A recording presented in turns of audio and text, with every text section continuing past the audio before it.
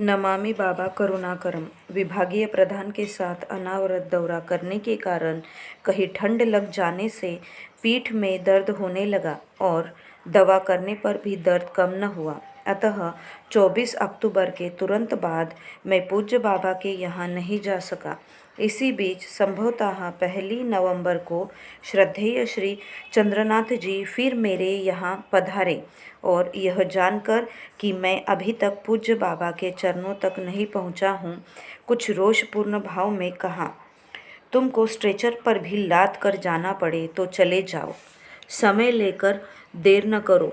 मैंने उनसे जताया कि दर्द के कारण ही मैं नहीं जा पाया था, अब इसी हालत में चला जाऊंगा।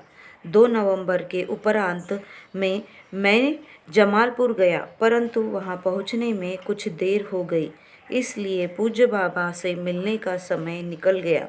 अगले दिन 3 नवंबर को सुबह ही मैं निर्धारित समय पर परम पूज्य बाबा के चरणों में जा पहुंचा।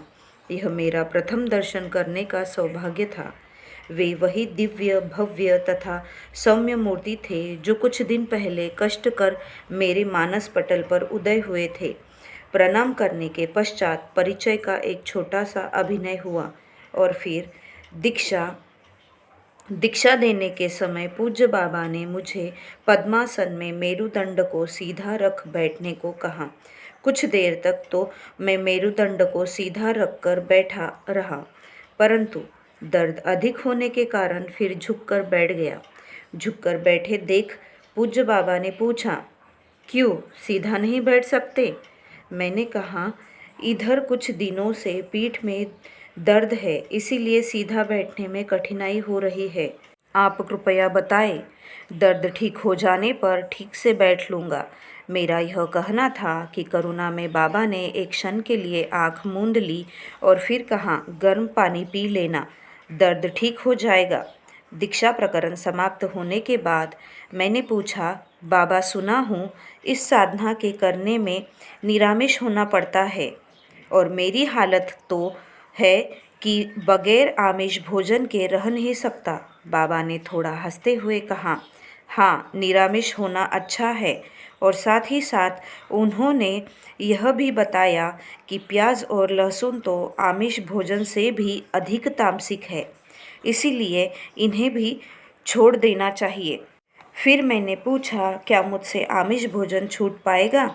उत्तर निरुत्तर करने वाला था। उन्होंने थोड़ा हंसते हुए कहा, अब तक तो तुमने यही सोचा है ना कि यह आमिष भोजन कितने अच्छे से अच्छे ढंग से खाया जा सकता है, यह छोड़ा भी जा सकता है, ऐसा तो ख्याल भी तुम्हें नहीं हुआ होगा। मैंने उत्तर दिया, हाँ बाबा। फिर पूज्य बाबा ने कहा, कभी सोच कर तो देखो छूटता है या नहीं। उसके बाद फिर कुछ साधना संबंधी बातें कर मुझे जाने का आदेश मिल गया। जब मैं पूज्य बाबा के यहाँ से चला और सीढ़ियों से उतर रहा था कि एकाएक मुझे याद आया कि पूज्य बाबा ने कहा है, कभी सोच कर तो देखो कि आमिष भोजन छूटता है कि नहीं। अगर सिर्फ सोचने मात्र से ही यह छूट सकता है तो मैं अभी से सोचता हूँ कि मैं आमिष भोजन अब कभी नहीं करूँगा। परम पूज्य बाबा की कुछ ऐसी कृपा हुई कि उस दिन से आज तक मैं निरामिष हूँ। मेरे निरामिष होने की बात जब मेरे माता पिता तथा पत्नी को मालूम हुई तो किसी को विश्वास नहीं हुआ। पिताजी तो यह समाचार सुन खूब खिलखिलाकर हंसे और कहने लगे, यह सोडा वाटर का जोश है, जल्द ही खत्म हो जाएगा।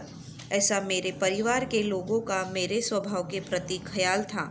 निश्चय ही यह परम पूज्य बाबा की असीम कृपा थी कि मैं पूर्णतः निरामिष हो गया। मुझ में अपना मनोबल तो इतना था नहीं कि मैं आमिष भोजन छोड़ पाता। क्या यह आशातीत एवं चमत्कारिक परिणाम बिना पूज्य बाबा की शुभकामना के था? कदापि नहीं।